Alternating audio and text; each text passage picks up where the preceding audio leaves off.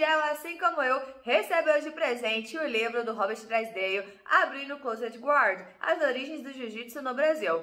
Só que o Fábio Gurgel fez uma resenha bem crítica do livro no seu canal e o Robert logo respondeu, argumentou contra as críticas dele. Vem comigo para sabermos se esse livro é ou não é anti-Grace.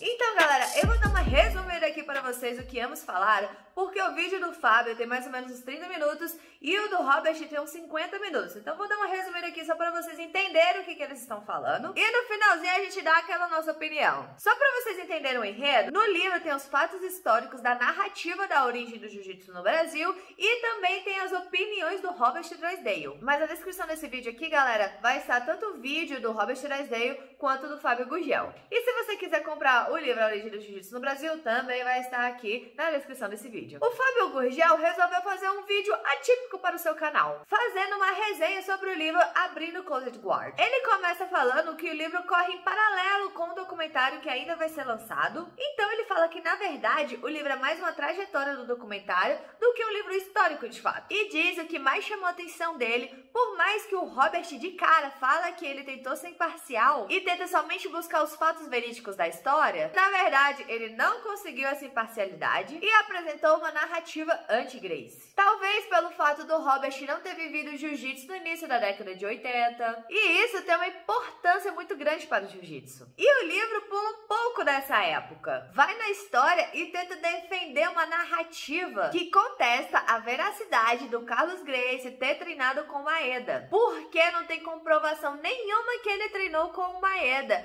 Na verdade, tem comprovação que ele treinou com o Jacinto Ferro. O livro fala sobre o documento que tem comprovando os alunos do Maeda não tem o nome do Carlos. Aí o Gurgel fala que, na verdade, nessa época, o Carlos era uma criança e talvez por isso que não tem o nome dele. Outro ponto que o Fábio Gurgel cita é que o Robert fala que o jiu-jitsu veio do judô. Mas, na verdade, as pessoas que vieram para cá eram do judô. Mas o Jigoro Kano cria o judô vindo do jiu-jitsu. E ele faz o judô ter uma questão mais educacional do que marcial. Mas quando veio no Brasil, a família Gracie não aceita que isso é judô. A família Gracie decide que é jiu-jitsu. E aí acontece a separação. Sim, existe uma referência ao jiu-jitsu japonês, mas a construção das academias no Brasil, no legado Gracie, fez o jiu-jitsu ter esse sucesso estrondoso, que ele tem, na verdade, no mundo inteiro. Então, assim, querer tirar qualquer tipo de importância, relevância que o Carlos, que o Hélio tem na história do jiu-jitsu, parece desonesto na proporcionalidade. O livro até fala do Jacinto, do Fada, até de outras pessoas que o próprio Gurgel não conhecia. E são importantes, mas deve-se guardar a devida proporcionalidade. A família Gracie é indiscutivelmente muito mais relevante do que esses outros que foram citados, inclusive mais do que o Maeda. E tudo isso graças à convicção do Hélio, do Carlos, de que eles faziam jiu-jitsu e não judô. O Gurgel até citou que o Robert Drysdale disse que o jiu-jitsu brasileiro só ultrapassou o jiu-jitsu japonês na criação do IBJJF. Mas isso não é verdade, porque o Gurgel disse que quando criança ele treinava com judocas e o nosso chão era infinitamente melhor do que o deles. Porque o judô é muito rígido, se fechou em uma caixinha e o jiu-jitsu não, por isso está em constante evolução. Ele disse que concorda quando o livro fala que o jiu-jitsu precisa de uma metodologia, que na verdade o Robert não deve conhecer, mas o jiu-jitsu tem sim uma metodologia. Os Gracies tinham, só que de uma maneira individual, a Aliança tem uma maneira mais em grupo, a Gracie Barra criou metodologia e tantas outras escolas criaram também. Mas isso não tinha liberdade de atletas e alunos criarem coisas novas. E o jiu-jitsu tem uma preocupação marcial. E a mudança de regra nunca vai acontecer se for contrária à essência marcial do jiu-jitsu. E quem criou isso foi a família Gracie. Por isso que é jiu-jitsu brasileiro e não judô. Não tem similaridade com judô, são coisas diferentes. O Fábio Gurgel finaliza que o livro é rico em conteúdo, mas que o Robert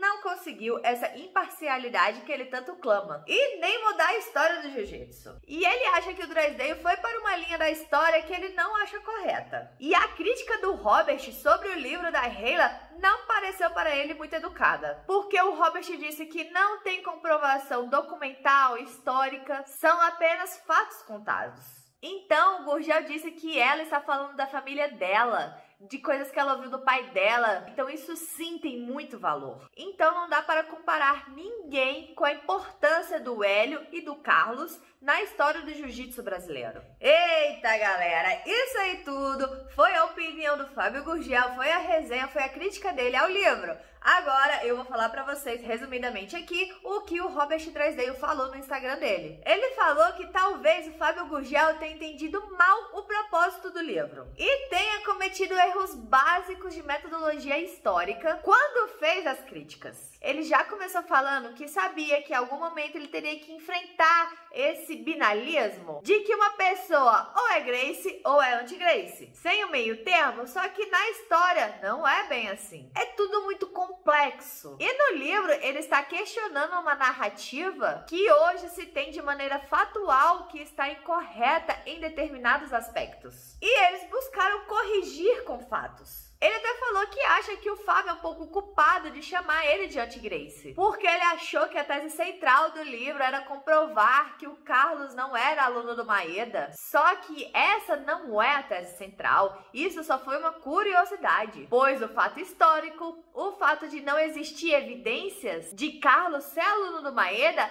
ela tem que ser citada nesse livro. Mas isso não é importante. A linhagem é uma coisa arbitrária, e o importante é o que o Carlos Gracie fez para o jiu-jitsu e não quem ensinou o Carlos. Ele falou que o Gurgel usou argumentos do livro contra o livro, mas está lá tudo no livro. Na verdade, quase que a totalidade do que o Fábio falou está lá no livro. Ele fez elogios à família Gracie e está lá no livro. Então, de acordo com o Drysdale, o Gurgel questionou 14 pontos e todos eles o Drysdale respondeu nesse vídeo que ele fez. E eu vou falar resumidamente aqui para vocês. Primeiro ponto foi a imparcialidade total. Mas ele não aceita ser considerado anti-Gracie porque ninguém na história, com exceção dos pesquisadores, nem a própria família Gracie fez questão de levantar o nome Jorge Gracie como ele fez. Mas ele acredita que no futuro os historiadores irão concordar com ele que, na verdade, o Carlos Gracie Jr. tem mais importância para a história do jiu-jitsu do que seu próprio pai. E ele não aceita ser chamado de anti-Gracie porque ele não acha justo. Porque, na verdade, os seus heróis eram o Carson e o Royce Gracie. E aí ele até pega o livro, lê algumas partes dele que mostram que ele não faz ataque nenhum à família Gracie. Em relação ao Carlos e o Maeda,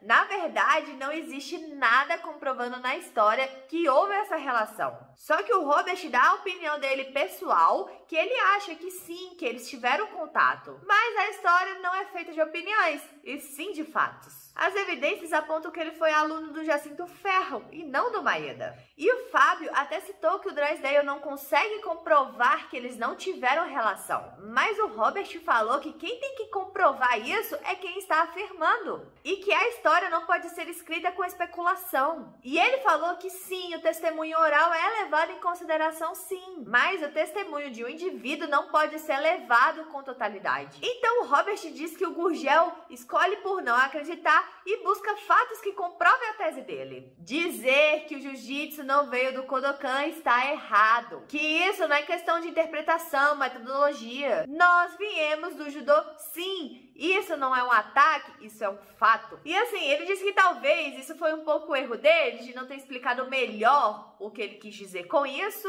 ou foi falta do Gurgel e de outras pessoas que estão questionando isso, por não fazer um esforço maior para entender. Porque assim, se você pegasse um lutador de jiu-jitsu brasileiro e colocasse para lutar contra o do Japão, na década de 80, provavelmente o do brasileiro ganharia. Mas em termos técnicos, não. berimbolo, guarda de lapela, eles já usavam na década de 30, 40, tem no YouTube, só procurar. Enquanto que no jiu-jitsu brasileiro, elas foram aparecer lá pra década de 90. Porque assim, o jiu-jitsu antes dessa confederação Royce Gracie é um jiu-jitsu muito eficiente, preciso, mas é simples. Não que isso seja ruim, jiu-jitsu simples é muito bom. Mas só lá pra 94, 95 que você vai ver um gancho, uma de la riva, coisas que não faziam parte da técnica no Brasil antes da Confederação Brasileira. E para finalizar, ele se explicou com relação ao livro da Rayla, que ela enalteceu o pai, só que ela não falou de tudo. E é complicado você ouvir o testemunho de família, de amigos, sem ouvir todos os lados, porque a família e os amigos têm coisas a ganhar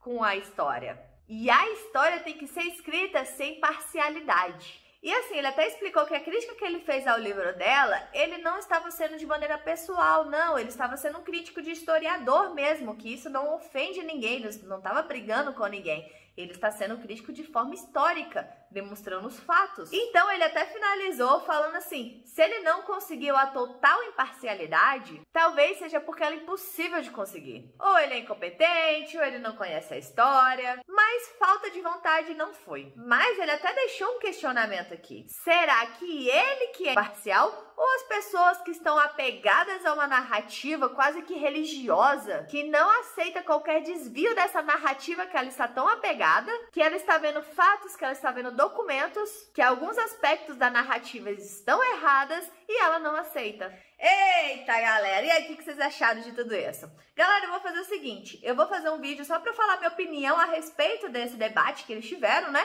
Exatamente para o vídeo não ficar muito grande. Então, valeu, galera. Ficamos por aqui. Tchau, obrigado, tudo de bom.